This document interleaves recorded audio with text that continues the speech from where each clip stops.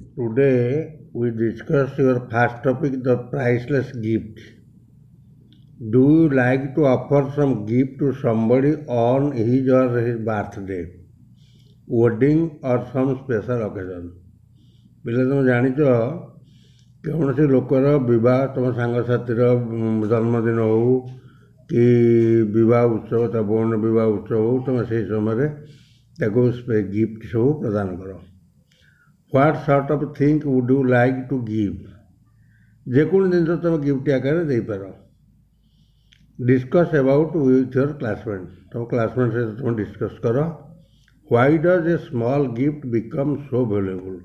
କାହିଁକି ଏଇ ଗିଫ୍ଟଟା ବେଶୀ ମୂଲ୍ୟବାନ ହେଇଥାଏ। Now we go to topic. I went to a vegetarian restaurant. ଏଠି ଅଥର କହୁଛନ୍ତି I went to a vegetarian restaurant. ମୁଁ ଗୋଟେ ହୋଟେଲକୁ ଗଲି।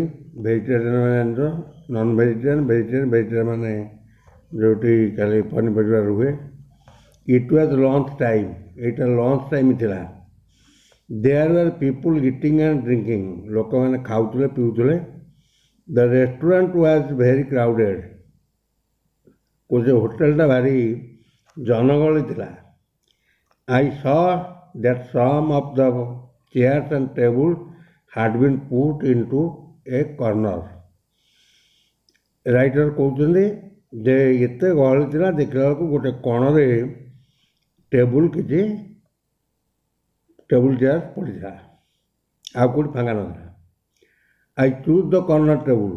ତେଣୁ ସେ ବାଛିଲେ କର୍ଣ୍ଣର ଟେବୁଲ୍ଟାକୁ। ସିଟେଡ୍ ମାଇସେଲ୍ଫ, ନିଜକୁ ନିଜେ ବସିଲେ। And started skimming throw the news paper. ତାପରେ ସେ କ'ଣ କଲେ, ସେ ନ୍ୟୁଜ୍ ପେପର ଉପରେ ଆଖି ପକାଇଲେ ବା ପଢ଼ିଲେ। ଆଟ୍ ଦ୍ୟାଟ୍ ମୋମେଣ୍ଟ, ସେଇ ମୁହୂର୍ତ୍ତରେ ବା ସେହି ସମୟରେ, I noticed a very young girl looking at me. ସେହି ସମୟ ଦେଖିଲା ବେଳକୁ ରାଇଟର ଯେ ଜଣେ ଯୁବତୀ ଝିଅଟିଏ ତାଙ୍କ ଆଡ଼କୁ ଚାହିଁଛି। Here eyes were large and they had A sad expression. ତା ଆଖିରୁ ସ୍ପଷ୍ଟ ବାରି ହେଉଥିଲା ଯେ ସେ ବହୁତ ଦୁଃଖ ଭିତରେ ଥିଲା ଭଳିଆ। As she was going out she asked the cashier. ତୁମେ ଜାଣିଛ ହୋଟେଲରେ ଜଣେ ପଇସା ରଖେ, ତାକୁ କ୍ୟାସିୟର କହନି। ଯେତେବେଳେ ସେ କ୍ୟାସିୟର କତିକି ଗଲା, ସେ ପଚାରିଲା କ୍ୟାସିୟରକୁ ଇନ୍ ଏ ଲୋ ଭଏସ୍, ଧୀର ସ୍ୱରରେ ପଚାରିଲା, ଇଜ୍ ଦ୍ୟାଟ୍ ଜେଣ୍ଟଲମ୍ୟାନ୍ ଆନ୍ ଇଣ୍ଡିଆନ୍? କହିଲା ସେଇ ଯେଉଁ ଭଦ୍ରବ୍ୟକ୍ତି ଜଣକ ବସିଛନ୍ତି, ନା ରାଇଟରଙ୍କୁ କହୁଛି। କ୍ୟାସିୟରକୁ ପଚାରିବୁ, ସେ ରାଇଟରଙ୍କୁ ଦେଖେଇକି ଯେ ସେ ଜେଣ୍ଟଲମ୍ୟାନ୍ ଜଣେ ଭାରତୀୟ କି? I think so, the cashier replied. ଏହାଠୁ କ୍ୟାସିୟର ଯିଏ ସେ ଉତ୍ତର ଦେଲା, ଆଇ ଥିଙ୍କ ସୋ। କହିଲା ହଁ ମୁଁ ସେଇଆ ଭାବୁଛି। ଦ ଗାର୍ଲ ଲୁକ୍ଡ ଆଟ୍ ମି ୱାନ୍ସ ମୋର୍। ତାପରେ ଝିଅଟି ପୁନର୍ବାର ଅନେଇଲା ଆଣ୍ଡ ୱେଣ୍ଟ ଆଉଟ୍। ତାପରେ ସେ ଚାଲିଗଲା। It surprise me why. ଏଇଟା ମୋତେ ବହୁତ ଆଚମ୍ବିତ କଲା। କାହିଁକି?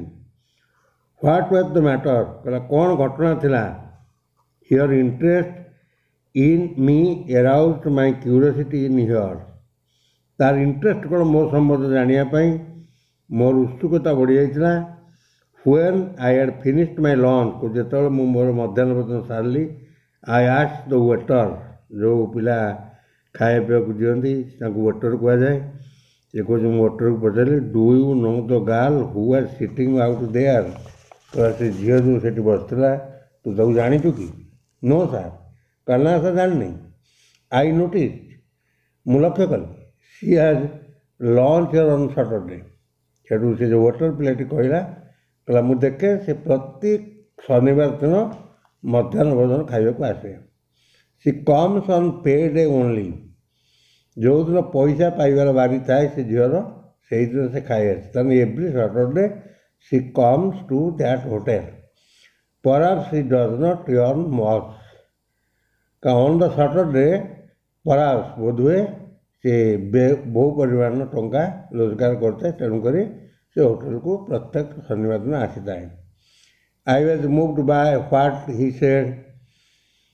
ଦ curiosity I felt about the girl ପେରସିଷ୍ଟେଡ୍।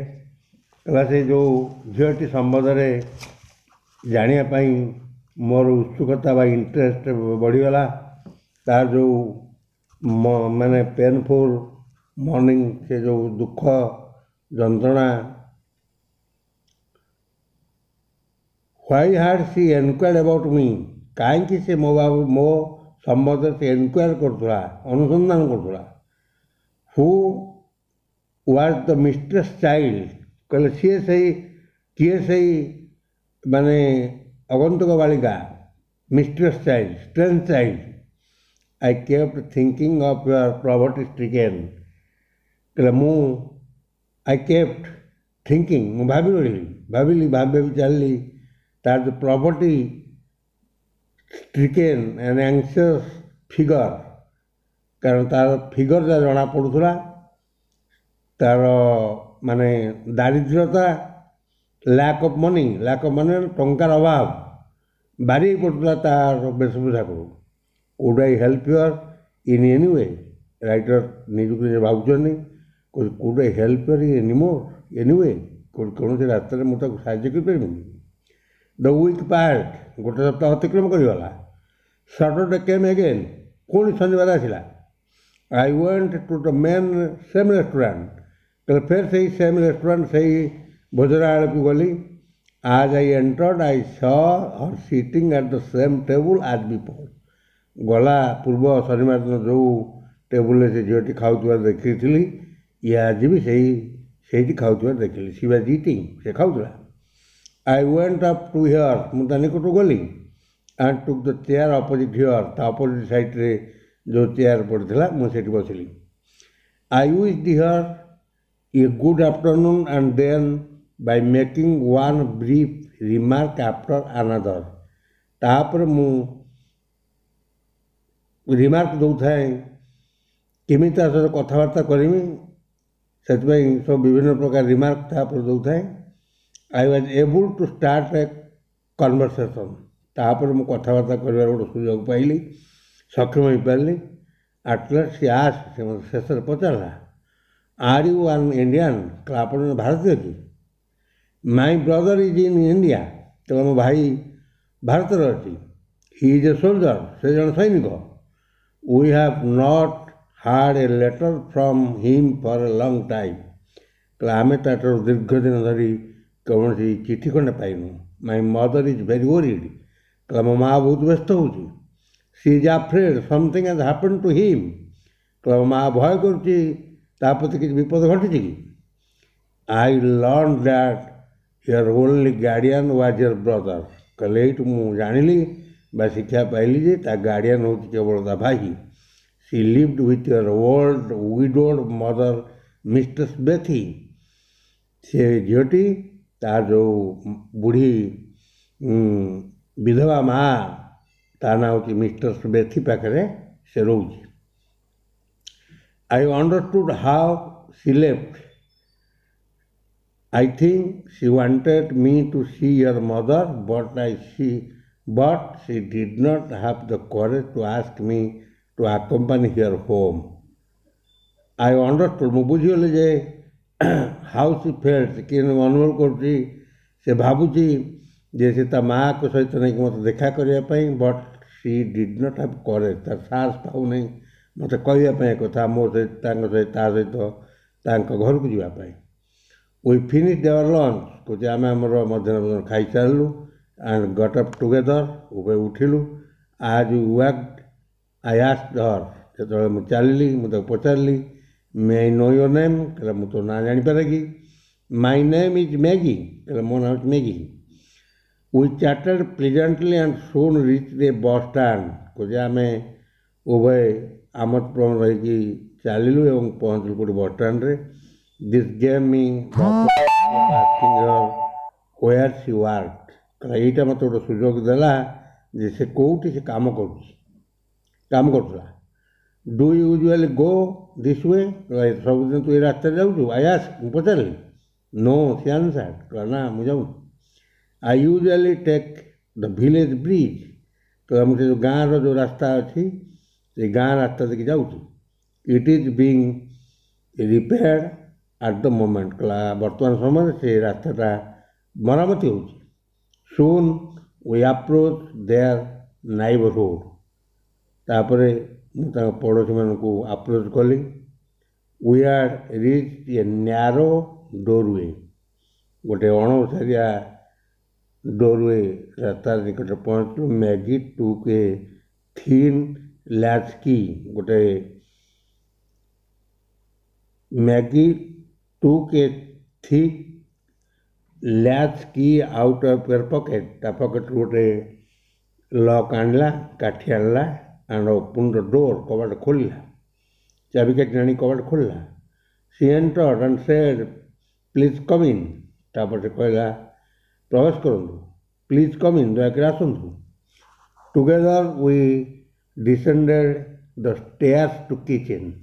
ତାପରେ ଉଭୟ ଆମେ ଗଲୁ କେଉଁଠୁ, କିଚେନ୍ ରୁମ୍କୁ. Mother said Maggie from the doorway. ଦ୍ୱାର ଦେଶରେ ମ୍ୟାଗି ତା ମାଆକୁ କହିଲା, an Indian gentleman has come to see you. ଜଣେ ଭଦ୍ରବ୍ୟକ୍ତି, ଭାରତୀୟ ଭଦ୍ରବ୍ୟକ୍ତି ଦେଖା କରିବାକୁ ଆସିଛନ୍ତି.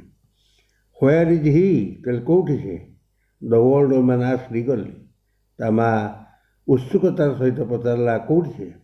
ୱିଥ୍ ଏ ସ୍ମାଇଲ୍, ହସ ହସ ବଦନରେ I stepped in to the kitchen behind Maggie. Maggie ପଛେ ପଛେ ମୁଁ ସ୍ମିତ ହାସ୍ୟ ବଦନରେ ଗଲି. ସି ଇଣ୍ଟ୍ରୋଡ୍ୟୁସ୍ଡ ଅସ୍. ସିଏ ଚିହ୍ନେଇ ଦେଲା ମୋତେ. How do you do? I said and held out my hand. Excuse me. ସେ ମୋତେ ନମସ୍କାର କରି କହିଲେ, excuse me, my hands are covered with floor.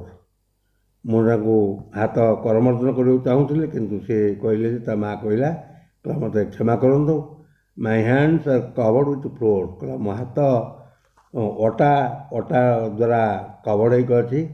I am making cakes. କହିଲା ମୁଁ ତିଆରି କରୁଛି, କେକ୍ସ ତିଆରି କରୁଛି.